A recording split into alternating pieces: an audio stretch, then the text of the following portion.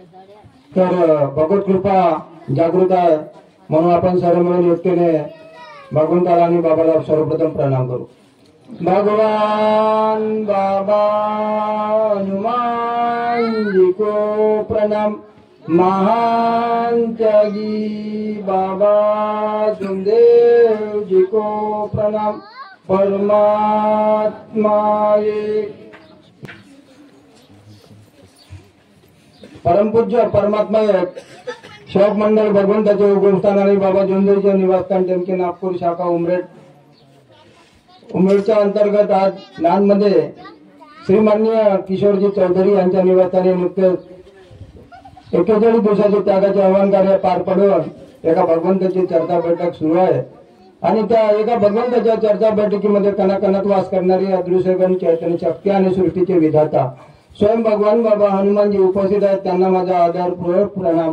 त्याचप्रमाणे आपल्या अंधश्रद्धा वाईट व्यसनातून आणि अनेक दुःखातून आपल्याला मुक्त करणारे आपले लाडके सर्वांचे सद्गुरू मानते की बाबा जुमदेवजी हे सुद्धा उपस्थित आहेत। त्या बाबांना सुद्धा माझा आदरपूर्वक प्रणाम। त्याचप्रमाणे ज्या माता वाराणसी आईंनी आपला उर्वरित आयुष्य आपल्या बाबांना आपल्या परमेश्वरी कृपेस करता आणि जागवण्याकरता सेवकांना जागवण्याकरता आपल्या माता वाराणसी आईने दिलं अशा त्या महामाऊलींना खूप असं अनमोल असं कार्य आहे आणि त्यांना तिला सुद्धा माझा आदरपूर्वक प्रणाम। त्याचप्रमाणे सर्व बाबाचे सेवक सेविका बालसेवक सर्वांना माझा आदरपूर्वक नमस्कार। तर परमेश्वरी कृपा ही जागृत आहे, ती दिसत नसून तिचे गुण आपल्याला प्रत्येक दुःखी गोर गरीब जनतेला पावल्यास मिळाले आहे आणि या परमात्मा एक मार्गाची वाटचाल आपण परमात्मा एक मार्ग आपल्या महान त्यागी बाबा जुमदेवजींनी सुद्धा आपल्या बाबांच्या कुटुंबावर परिवारावर सुद्धा असं फार मोठं दुःख होतं आणि दुःखामुळे या एका परमेश्वराची त्यांच्या एक पुनर्जन्माचं काहीतरी पुण्य असेल आणि एका भगवंताचा एक साक्षात्कार म्हणून आपले बाबा आपल्याला एका भगवंताची ओळख करून देण्याकरता या पृथ्वीतलावर मिळाले आणि कारण दुःख नसतं तर त्यांनी सुद्धा या भगवंत कृपेचा जागृत केली नसती म्हणूनच आणि आपण सुद्धा आपल्याला आपल्या गुरुसारखे मानते की बाबा जुमदेवजी गुरु आपल्याला लाभले कारण आपण सुद्धा दुःखी होतो आणि या मार्गात जेव्हा दुःख असल्यामुळे आपण या मार्गात इतर पैसा पाण्याने बर्बाद होऊन दुःखाने बर्बाद होऊन जेव्हा आर्थिक परिस्थिती आपली पूर्ण ढासळलेली असते त्यावेळेस मात्र आपल्या ह्या मानते की बाबा जुमदेवजीचा परमात्मा एक मार्ग कोणाच्या तरी माध्यमातून कोणाच्या तरी एक संवादातून आपल्याला तो मिळत असतो आणि खरोखर या मार्गात येण्यापूर्वी आपण खूप असं दुःखी असतो आणि आर्थिक परिस्थितीने सुद्धा ग्रासलेले असतो आणि त्यामुळे आपल्याला कुठेच थारा नसतो। कोणत्या मानवा कोणाला दारूच्या व्यसनाधीन झालेला असतो आणि कोणी कोणत्या वैधवाण्याच्या त्रासामुळे या मार्गात आलेला असतो आणि आमचा सुद्धा परिवार या वैधवाण्याच्या त्रासामुळे या मार्गाची वाटचाल मिळाली आणि खरोखर हा मार्ग सुंदर आहे आणि या मार्गात आलेला कोणताही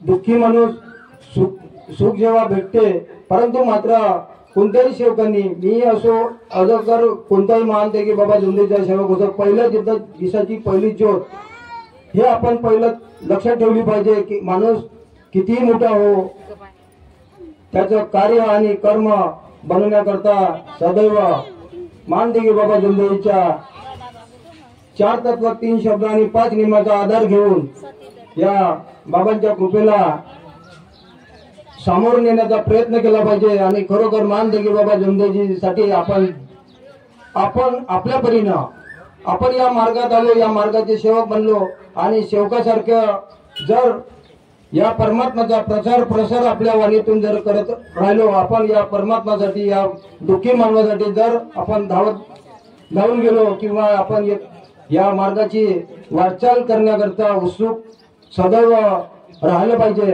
आणि खरोखर कारण या मार्ग एवढा सुंदर आहे आणि ह्या सुंदर मार्गाकरता आपण जरी 2 पाऊल टाकलं तर बाबा आपल्यासाठी 4 पाऊल धावल्याशिवाय राहणार नाही। कारण ह्या मार्गात या बाबांचा आपण या मार्गाची प्रचार झाला पाहिजे यासाठी चर्चा बैठक घेत असतो, 15वेळी असो का हप्त्याची असो।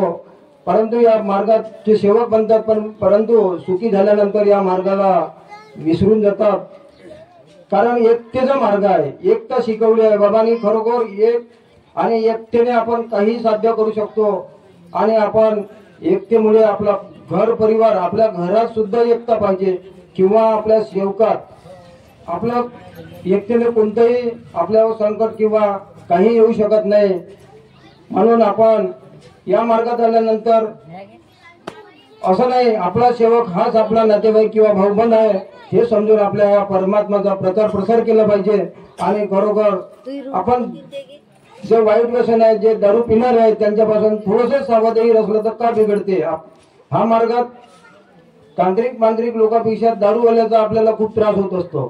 कारण हा आपल्या जवळचा आला पेलाही तरी काही होत नाही असं वाटते आपल्याला। आपण दारावर पाठी लावत असतो कृपया दारू पिऊन येऊ नये, परंतु काय आजकाल सेवक हा कोणीतरी आपला नातेवाईक आहे त्याला गुपचाप मध्ये आपल्याला काय होणार आहे आपण कोण पाहणार आहे, परंतु परमेश्वराला सारं दिसत असते। म्हणून जर आपण कोणताही सेवक असो कच्चीचा असो या पक्कीचा असो, कारण दारू पिऊन येणाऱ्याचा मान सन्मान जर केला तर आपल्या परिवारावर कोणता केव्हा आणि कोणतं दुःख येईल याचा भान असले पाहिजे। कारण केव्हा कोणतेही संकट उभं होऊ शकते। आणि खरोखर या मार्गात आपण भूतबाधेसाठी जरी मार्गात आला आणि भूतबाधा जरी आपण दारू पिणाऱ्याचा मान सन्मान जर केला आपल्या गेल्यानंतर मार्गात आल्याच्या नंतर तरी भूत शैतान पुन्हा आपल्या घरी वास करत असते। आणि खरोखर भगवंताची जे कृपा आपल्यापर्यंत पोहोचून आपल्या पाठीशी असते ते निघून जात असते। म्हणून बाबांनी दिलेले अनमोल असं कार्य आहे, अनमोल अशी सेवा आहे आपण त्या आणि परमात्माचे एक बाराखडी आहे तिचा अभ्यास करून सदैव आपण तत्पर असलं पाहिजे। आणि खरोखर आपल्या मुलाबाळांना आपल्या परिवाराला घेऊन चर्चा बैठक मध्ये गेलं पाहिजे। कारण ज्याप्रमाणे आपण सेवक कोणत्या मार्गदर्शक सेवकांना पहिले समजून सांगत असतो या मार्गाची दिशा, त्याचप्रमाणे खरोखर त्यांनी सुद्धा आपल्या ह्या चर्चा बैठकीत शिकण्याची गरज असते। आणि परमेश्वर आपण कोणत्याही कार्यक्रमात गेलं पाहिजे कारण ते त्या ठिकाणी चर्चा बैठक असो या 15वेळी चर्चा बैठक असो का हवनाची चर्चा बैठक असो त्या माध्यमातून त्याला काहीतरी शिकून जायचं असते। आपल्याला आपण शिकून या भगवत कार्य काहीतरी चांगलं गुण आणि आपल्याला परिवारात जे लहान मुलं बाळे असतात त्यांना सुद्धा एक चांगलं वळण चांगलं आचार विचार देण्याची एक कार्यक्षमता आपल्यात तयार झाली पाहिजे। आपल्या मुलाबाळात सुद्धा ज्याप्रमाणे आपण कुंभार आपल्या मातीत तुळवून समजा आपलं एक मळक सुंदर असा आकार देत असतो तसा आपल्या परिवारात सुद्धा आपण आकार देण्याची आज गरज आहे।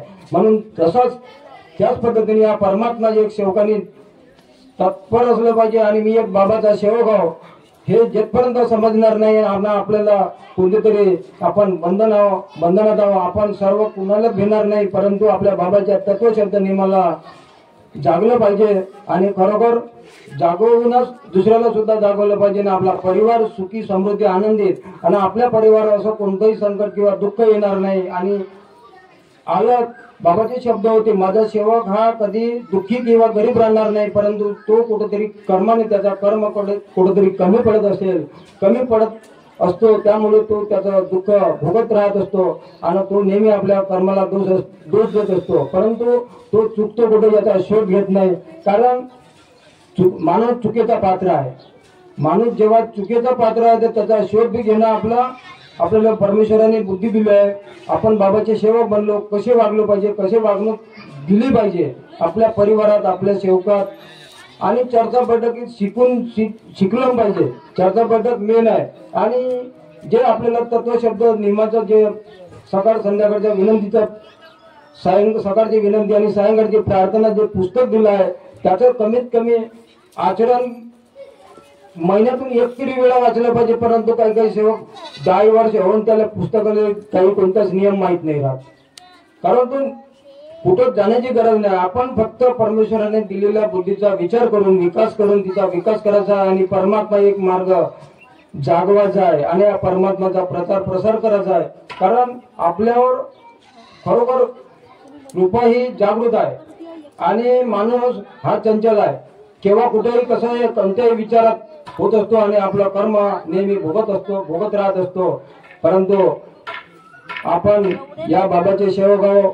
या परमात्माचा एक मार्ग आहे आणि बाबाची कृपा दिसत असून तुझी त्याच्यातले भगवंताचे गुण आपल्याला दिसत असतात. ही निर्गुण निराकार शक्ती आहे आणि शब्दावर परमेश्वर कृपा उभी आहे आणि शब्द हाच भगवान आहे, शब्द हाच सैतान आहे. आपण दिलेले शब्द परमेश्वराने दिलेले शब्द पाळले पाहिजेत. मी पण पाळीन, तुम्ही पण पाळाल असे मी आपले 2 शब्द बोलून आपलं मार्गदर्शन संपवतो आणि सर्वांना आदरपूर्वक नमस्कार.